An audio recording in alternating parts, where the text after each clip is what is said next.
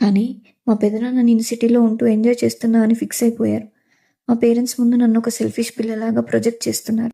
మా నాన్న నన్ను చూసే చూపులో నాకు నమ్మకం కన్నా రిలేటివ్స్ చెప్పిన మాటలే ఎక్కువగా కనిపించాయి. మా రిలేటివ్స్ డైరెక్ట్‌గా కలిసినప్పుడు టార్గెట్ చేయడం ఒక ఎత్తైతే, ఫోన్‌లో కూడా మెంటల్ టార్చర్ పెట్టడం ఇంకొక ఎత్తు. అందరిలానే మాకు ఒక ఫ్యామిలీ గ్రూప్ ఉంది. అవర్ స్వీట్ ఫ్యామిలీ అని. రీసెంట్‌గా ఆ గ్రూప్‌లో మా బావ ఒక రీల్ షేర్ చేశాడు. Modern girls don't know the values of family. They don't know how to run a family. They only know to be independent by delaying marriages అని. అది చూసిన మా అత్తయ్య, కరెక్ట్ మాస్టారు. ఇప్పుడు అమ్మాయిలకి జాబులు కావాలంట.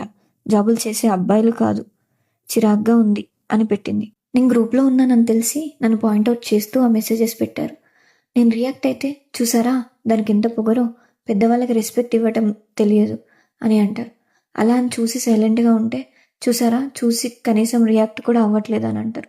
ఈ మెంటల్ ప్రెషర్ మధ్యలో నేను జాబ్స్‌కి, ఇంటర్వ్యూస్‌కి ఎలా ప్రిపేర్ అవ్వాలి?